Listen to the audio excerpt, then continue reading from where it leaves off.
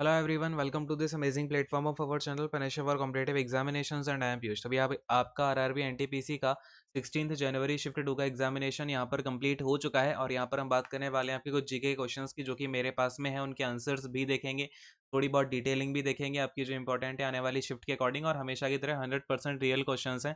ठीक है, और मैंने इनको क्रॉस वेरीफाई किया हुआ है, तो अब सारे के सारे क्वेश्चन आपके हमेशा की तरह क्या है, रियल है। पीडीएफ आपको टेलीग्राम चैनल पे मिलेगी, Panacea for competitive examination search करना, टेलीग्राम पे मिल जाएगा, ज्वाइन कर लेना। ठीक है, अब देखो क्वेश्चन क्या पूछा गया आपका। सबसे पहला क्वेश्चन आया कि जो मून पर फर्स्ट व्हीकल जो आपका गया था, मून का जो फर्स्ट व्हीकल, ऐसा कौन सा व्हीकल है जो मून पर सबसे पहली बार उतरा था। ठीक है, ये क्वेश्चन आया। उसका नाम था लूनार रोविंग, देखो lunar roving vehicle, lunar rover vehicle. ठीक है, इसको किस नाम से और जाना जाता है, एलआरवी नाम से।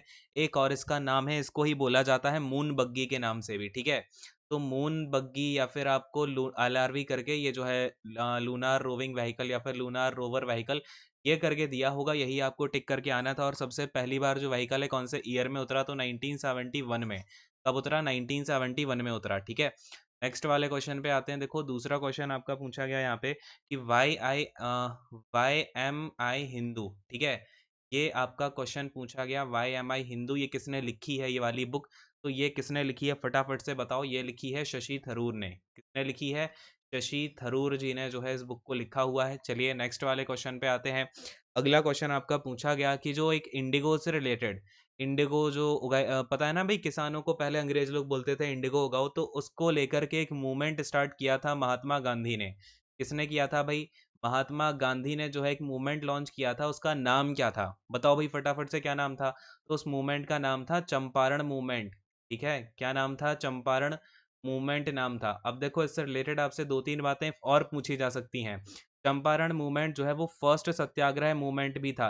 जो सबसे पहला सत्याग्रह मूवमेंट था गांधी जी का, वो सत्याग्रह मूवमेंट चंपारण मूवमेंट ही था। ठीक है, ये चीज ध्यान में रखना। ये कब हुआ, तो 1917 में हुआ था।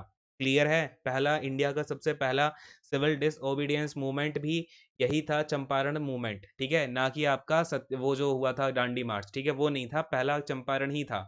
ठीक है, तो इस चीज को भी बहुत अच्छे से ध्यान में रख लेना। अगले वाले क्वेश्चन पे आ रहे हैं।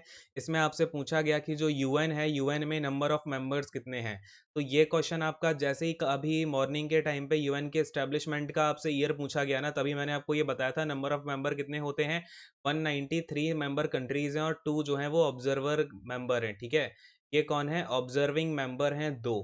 क्लियर है, तो ये बात मैंने देखो सुबह ही बता दी थी, इसलिए मैं बताता हूँ। जितनी भी मैं आपको एक्स्ट्रा डिटेलिंग देता हूँ ना, उससे आपके क्वेश्चंस बन ही रहे हैं, कॉन्टिन्यूसली बन रहे हैं, आप देखते जाओ। ठीक है, चलो खैर अगले क्वेश्चन पे आते हैं। फिफ्थ नंबर का क्वेश्चन देखो यहाँ पर। ये आपसे क्या पूछा गया कि जो सबसे पहले first acting PM of India, first acting PM of India कौन थे, पीएम ऑफ इंडिया। तो एक्टिंग पीएम का मतलब हो जाता है जैसे जो हमारे चेयर पे कोई पीएम है, उनकी डेथ हो जाए या फिर उन्हें हटा दिया जाए, तो उनकी जगह कुछ एक साल के लिए एक पीएम अपने उस कुर्सी पर बैठ जाए। ठीक है, तो जो सबसे पहले एक्टिंग पीएम थे वो थे गुलजारी लाल नंदा। और सबसे पहले ही नहीं, अब मैं बताता हूँ इनके बारे में, आपको वो सारी की सारी चीज़ें भी नोट डाउन कर लेनी है कि जो गुलजारी लाल नंदा जी हैं, ये ना आपके एक बार तो जब जवाहरलाल नेहरू जी की मृत्यु हो गई थी, ठीक है, कौन से ईयर में हुई थी, तो 1964 में। जब इनकी डेथ हुई तो 1964 में इन्होंने पीएम पद संभाला। ठीक है, फिर क्या हुआ, अगर आपसे सेकंड भी पूछ लेना, second acting PM of India कौन है, तो वो भी गुलजारी लाल नंदा जी ही हैं। क्योंकि 1966 में फिर क्या होता है, लाल बहादुर शास्त्री जी की जो है डेथ हो जाती है, लाल बहादुर शास्त्री जी की। तो फिर उसके बाद भी जो है यही फिर कुर्सी पे आ जाते हैं 1966 में गुलजारी लाल नंदा जी। ठीक है, तो लाल बहादुर शास्त्री, ये चीज है। क्लियर है, मेरी बात समझ में आ गई क्या सभी को। हाँ जी, चलिए नेक्स्ट वाले क्वेश्चन पे आते हैं। सिक्स्थ वाला क्वेश्चन देखो। अब सिक्स्थ क्वेश्चन आपसे क्या पूछा गया, देखो यहाँ पे। इसमें आपसे पूछा गया कि जो कोल्ड ड्रिंक है, कोल्ड ड्रिंक में कौन सा केमिकल होता है, कोल्ड ड्रिंक में कौन सा केमिकल होता है, उस केमिकल का आपको नाम पूछा गया था। जो भी अब ऑप्शन में रहा हो मैं आपको फिलहाल बता देता हूँ। एक कॉमन कोल्ड ड्रिंक में जो है क्या क्या चीज़ें मिलाई जाती हैं, यानी कॉमनली अगर आप कोल्ड ड्रिंक वगैरह प्रिपेयर कर रहे हो तो उसमें क्या क्या चीज़ें होती हैं, है ना। तो देखो इसमें क्या क्या होता है। एक तो आपका कार्बोनेटेड वाटर होता है, यानी कि CO2 मिला हुआ पानी होता है, कार्बोनेटेड वाटर होता है। इतनी बात तो सबको पता है। इसके अलावा आपका कैफीन भी होता है इसमें। ठीक है, क्या होता है, कैफीन केमिकल भी होता है। फिर आपका इसमें सिट्रिक एसिड भी होता है। ठीक है, सिट्रिक एसिड भी पाया जाता है और फिर इसमें ना फॉस्फोरिक एसिड भी मिलाते हैं, थोड़ा-सा मिलाते हैं फॉस्फोरिक एसिड, ठीक है? और इसके अलावा अगर मैं आपसे बात करूँ तो चीनी के लिए फ्रक्टोज़ का यूज़ किया जाता है। ये मतलब आपकी नेचुरल शुगर होती है फ्रक्टोज़, ठीक है? लेकिन अगर पूछ ले कौन-सी शुगर मिलाते हैं तो ध्यान में रखना कोल्ड ड्रिंक में फ्रक्टोज़ मिलाई जाती है। अगले वाले क्वेश्चन पे आते हैं, देखो 7th वाला क्वेश्चन देखते हैं फटाफट से।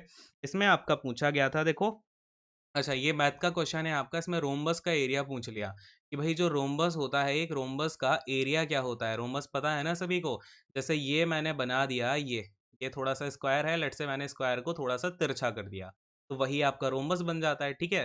ये देखो इसमें सारी की सारी जो साइड्स है ना वो इक्वल होती हैं, लेटस से ये साइड ए है तो ये सारी की सारी साइड ए होती हैं। अब इसका एरिया क्या होता है फटाफट से एक बार फॉर्मूला बता दो फटाफट से, ठीक है, बोलो क्या होता है इसका फॉर्मूला। इसका एरिया होता है आपका डायगोनल, आपको पहले पता होने चाहिए, यहाँ पे आपको क्या करना पड़ेगा, लेट्स से ये डायगोनल 1 है, ये डायगोनल 2 है, तो इसका एरिया हो जाएगा 1/2 इंटू D1 इंटू D2, ठीक है, यानी कि दोनों डायगोनल का मल्टीप्लीकेशन डिवाइडेड बाई 2।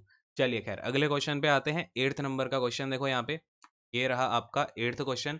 इसमें आपका पूछा गया था, अच्छा ये देखो आप जीके से ना आपका ये क्वेश्चन आया कि जो मास्टर ग्लैंड होती है वो किसको बोला जाता है, ठीक है। जो मास्टर ग्लैंड होती है वो हम किसको बोलते हैं, तो मास्टर ग्लैंड बोला जाता है आपके जो पिट्यूटरी ग्लैंड होती है, ठीक है, यानी कि मस्तिष्क में ये होती तो बहुत छोटी सी है, बट ये जो काम है ना पूरी बॉडी को चलाने का काम एक तरीके से यही करती है, सारे के सारे ऑर्डर देती है अपने ब्रेन को, ठीक है। बाकी एक क्वेश्चन आपका आर्टिकल का आया था, कौन सा आर्टिकल है ये मुझे क्लैरिफाइड नहीं है, तो आर्टिकल कौन सा आया था ये आप लोग एक बार मुझे कमेंट करके जरूर बता देना कि कौन से आर्टिकल से आपका क्वेश्चन आया था, जिन लोगों का एग्जामिनेशन हुआ है ऑफ कोर्स, ठीक है। चलो खैर नेक्स्ट वाले क्वेश्चन को देखो, यहाँ पे आपसे एक क्वेश्चन देखो, ये बड़ा डाउटफुल क्वेश्चन है। ये क्वेश्चन आया था क्या कि जो सर्बिया है, ठीक है, ऐसा कौन है जो सर्बिया और ऑस्ट्रेलिया का, ठीक है, क्वेश्चन देखना, सर्बिया और ऑस्ट्रेलिया का मोटिवेशनल स्पीकर है, ठीक है, क्या है भाई, मोटिवेशनल स्पीकर है, और उसके बाद में ये मर गए हैं, इनको कौन सी बीमारी थी, ठीक है, कौन सा डिजीज था इनको, ये क्वेश्चन पूछा गया है। अब भैया ये क्वेश्चन पूछने का क्या तुक बनता है, ये तो सीधा सीधा यही हो गया कि कोई क्वेश्चन करने का मतलब एक क्वेश्चन कम करवाना है सारे बच्चों से, तो ये ऐसा क्वेश्चन उठा के दे दिया। अगर ये क्वेश्चन आया था ना तो एक बार मुझे कमेंट करके जरूर बताना, और अगर क्वेश्चन आपको क्लियरली याद हो, है ना, ऑप्शंस वगैरह ध्यान में हो, तो एक बार मुझे कमेंट जरूर करना इस क्वेश्चन को, ठीक है। और इसके अलावा आपने अगर और भी आपको क्वेश्चंस वगैरह याद हैं तो आप वो भी नीचे मुझे कमेंट करके बता सकते हो, ठीक है। तो ये तो फिर हो गए आपके आज के क्वेश्चंस जो कि मुझे अभी तक मिले हैं। बाकी इतनी जल्दी मैंने फटाफट से आपके इतने क्वेश्चंस बता दिए, तो ये भी काफ़ी इंपॉर्टेंट बात है, ठीक है।